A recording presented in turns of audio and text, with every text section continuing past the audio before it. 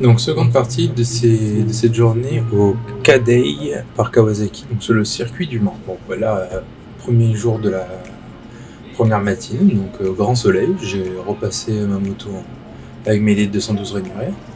Petite visite du paddock où on peut voir les motos des participants et l'exposition de la nouvelle ZX10, donc dans son état concession, pas préparé piste, rien du tout, c'est une moto totalement neuve. Jolie ligne, vraiment, elle est moins perturbante qu'en moto, mais qu'en photo, pardon. On peut voir aussi des motos qui ont marqué quand même un historique. Donc je suis désolé, j'ai pas le modèle en tête, mais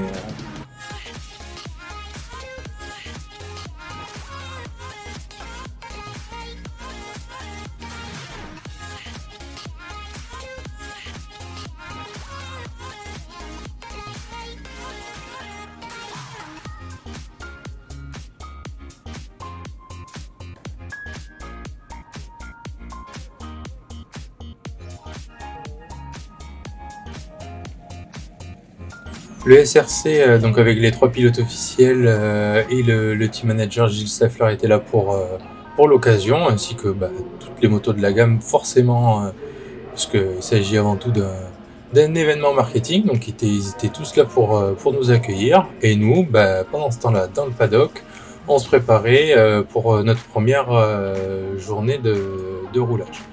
Donc là, comment ça s'est passé on a fait notre premier tour avec la safety car, un peu comme dans les Grands Prix, pour nous montrer grosso modo à quoi ressemblait le circuit.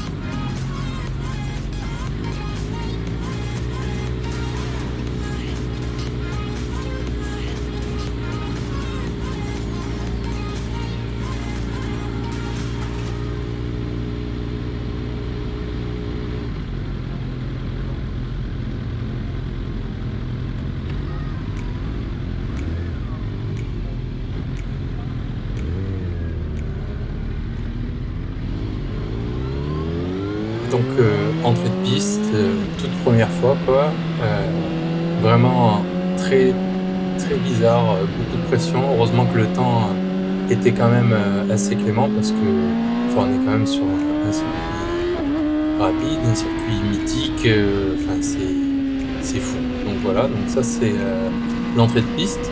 Donc on va juste faire un tour pour repérer le circuit. Et après on ressortira. Hop, donc là on arrive sur la chicane Wallop, le mythique passage de la chicane Wallop. Là on prépare un virage quand même assez rapide, c'est le virage de la Chapelle. Donc un virage qui descend et qui se resserre, sur lequel on peut rentrer dedans avec beaucoup de vitesse. Alors bon, moi c'est la première fois sur un circuit rapide, donc je vais devoir revoir un peu tout le métrage. Ça c'est le virage du musée, donc avec un point de corde en mi-sortie. Voilà. Ici, sur cette petite ligne droite, on peut... Bon, moi en 600, je faisais un rupteur de 4 sur cette ligne-là. Bon, pas là, parce que ça c'est le tour avec safety car, c'est la première fois que je roulais dessus. Donc là, avant d'attaquer du coup le virage du garage vert, alors je sais pas. Ce virage-là, j'ai testé plusieurs trashs pour le prendre. Ça après, du coup, c'est la ligne droite qui mène au chemin, au S du chemin au bœuf, là où on peut facilement taper un 200-210 km/h en 600, et je pense qu'en 1000 on monte beaucoup plus fort, et puis je pense qu'on peut rouler beaucoup plus fort en 600 aussi. On commence à freiner au panneau 100 mètres qui vient d'apparaître sur la droite.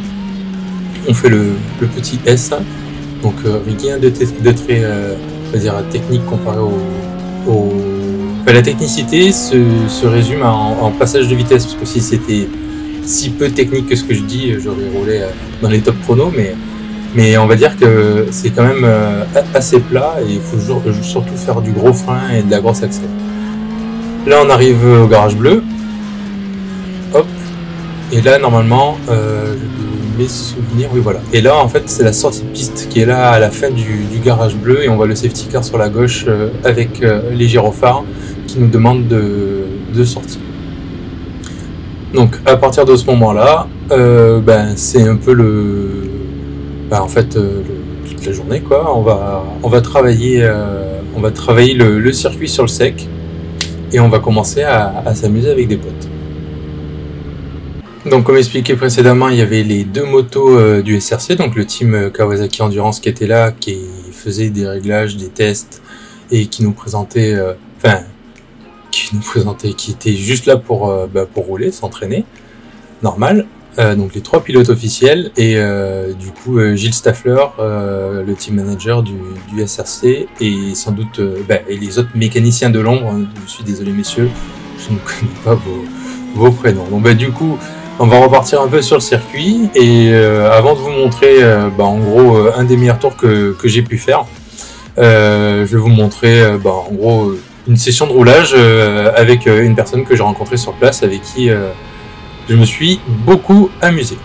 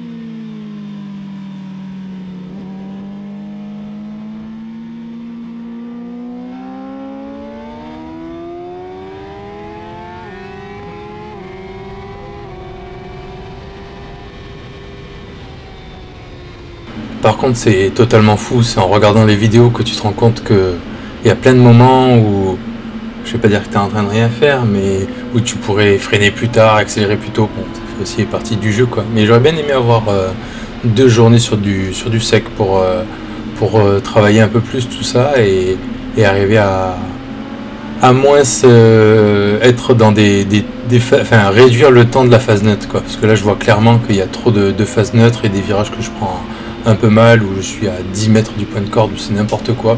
Typiquement celui-là, ce virage-là, là bon, en plus j'essaie de rattraper le 1000, donc je le passe après. Mais typiquement, je le prends très mal, ce virage aussi. Je le prends super mal, quoi. Je sors loin, la corde, voilà. Il y a plein de moyens d'optimiser encore l'étrage. Mais le circuit est super confort. Donc là, Baptiste est toujours devant moi, donc on remarque quand même la grosse gouache qu'a le 1000. Donc moi je suis obligé de redresser plus tôt pour essayer de sortir, d'accélérer plus vite. Parce que bon, lui étant tombé précédemment, il avait un peu d'appréhension sur le passage rapide en courbe. Donc pas sur la journée, hein, c'était par le passé.